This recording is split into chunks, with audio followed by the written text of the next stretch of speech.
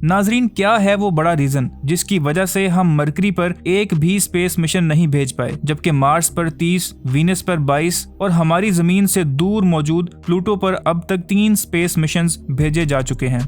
यही नहीं बल्कि हमारे सोलर सिस्टम से बाहर इंटरस्टेलर स्पेस में भी 2 मिशंस भेजे गए हैं। फिर क्या वजह है कि जमीन के करीबी मरकरी, जो कि मार्स और वीनस से ज्यादा करीब है, वहां आज तक एक भी स्पेस मिशन नहीं जा सका? ऐसा नहीं है कि नासा ने कभी इसकी कोशिश नहीं की। 3 नवंबर 1973 में मेरिना 10 सबसे पहला मिशन मरकरी पे जाने के लिए रेडी था। नासा के सब साइंटिस्ट ये सोच रहे थे कि क्या ये मिशन कामयाबी से मरकरी तक जा पाएगा या नहीं, क्योंकि ये पहला स्पेस प्रोब था। दोस्तों, स्पेस प्रोब वो सैटेलाइट होती है जिसे स्पेस मिशन पर रिसर्च के काम के लिए भेजा जाता है। प्रोब को किसी भी फ्यूल के बगैर सिर्फ ग्रेविटेशनल असिस्टेंस के जरिए अर्थ से मरकरी तक का फासला तय करना था। सब कुछ ठीक जा रहा था, लेकिन फिर कुछ ऐसा हुआ कि सारी मेहनत जाया हो गई। ये प्रोब अपने फाइनल फ्लाई बाय के वक्त फ्यूल के ना होने की वजह से मरकरी के साउंड की स्पीड से 5 गुना ज्यादा स्पीड के साथ क्रैश लैंड हो जाता है और मरकरी की सतह से ठुकराने के बाद तबाह हो जाता है।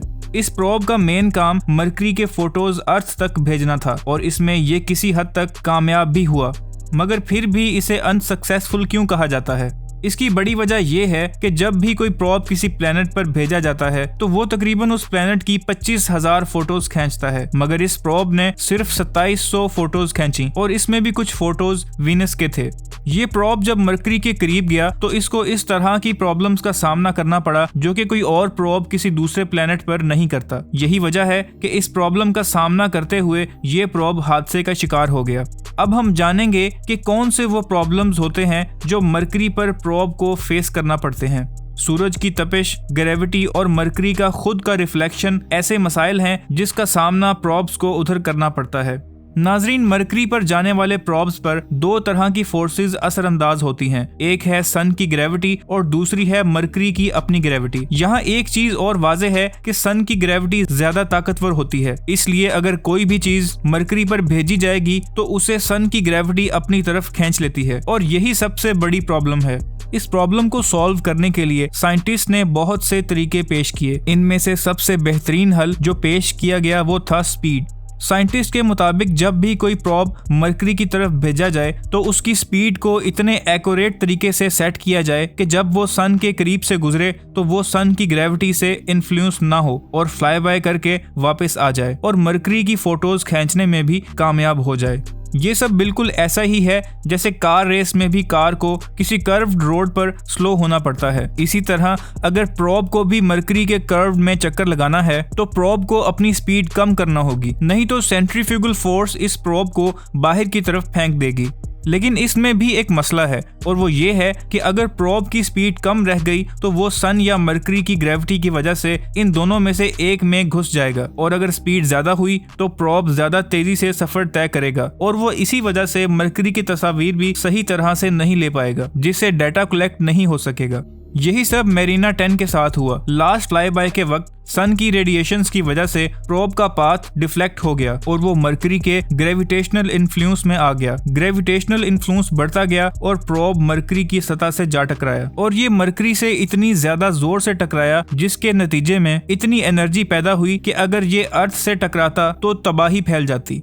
इतने ज्यादा प्रॉब्लम्स होने के बावजूद क्यों हम आज भी मरकरी को एक्सप्लोर करना चाहते हैं और इस सिलसिले में 2018 में दोबारा से एक और मिशन लॉन्च किया गया, जिससे इस बात का पता लगा कि यहाँ पर दिन में 2 बार सूरज तुलू होता है। आप ये जानकर हैरान रह जाएंगे कि मरकरी का एक दिन जमीन के 2 साल जितना होता है। इसके पीछे वजह क्या है? सन का ग्रेविटेशनल इन्फ्लुएंस मरकरी पर बहुत ज्यादा है, जिसका असर मरकरी की रोटेशन पर पड़ता है, जिसकी वजह से मरकरी की रोटेशनल स्पीड बहुत कम हो जाती है। मगर इसकी रेवोल्यूशन इतनी तेज क्यों है?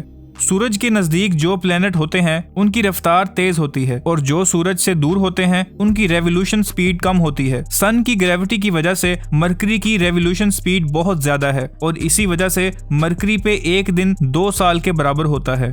साइंटिस्ट ने मरकरी के एटमॉस्फेयर, जियोग्राफिक्स और एवोल्यूशन को जानने के लिए यहाँ बेपी कोलंबो के नाम से एक मिशन भेजा है। इसमें काफी जदीद किस्म के इंस्ट्रूमेंट्स लगाए गए हैं। इनमें से एक है इटालियन स्प्रिंग एक्सेलेरोमीटर। ये एक्सट्रीमली हाई ग्रेविटेशनल फील्ड में डाटा कलेक्ट करने में हेल्प करेगा। ये GTR को एक्यूरेसी के साथ जान पाएंगे। इसके साथ साथ ये भी पता लगाया जाएगा कि मरकरी की मैग्नेटिक फील्ड इतनी वीक क्यों है। मरकरी का कोर इसके वॉल्यूम का 85% है और अर्थ में ये वॉल्यूम सिर्फ 20% है। मरकरी के मुकाबले में अर्थ का मैग्नेटिक फील्ड ज्यादा स्ट्रॉन्ग है। यहाँ अगर मेरिना 10 की बात की जाए तो इसने काफी अहम फोटोज भेजी थी, जिनमें वेनस की पहली हाई डेफिनेशन फोटो भी शामिल है, जो इससे पहले किसी भी प्रोब ने हासिल नहीं की थी। इसने ये भी प्रूव किया कि ग्रेविटेशनल असिस्ट की मदद से भी स्पेस में ट्रेवल किया जा सकता है।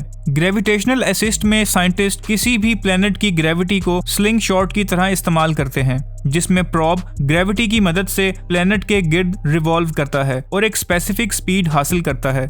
ये तजर्बा मेरिना 10 के साथ भी किया गया जब वो वेनस के गिर्द चक्कर लगा रहा था। इसकी रेवोल्यूशन का रेडिएशन कम किया, जिससे इसकी स्पीड बढ़ी और उसने वेनस की पिक्चर हासिल की और जमीन पर भेजी। नाजरीन, उम्मीद करते हैं आपको हमारी ये वीडियो पसंद आई होगी। नासा अपने इस मिशन में कितना कामयाब होता है, इसका अंदाजा तो वक्त के साथ हो जाएगा।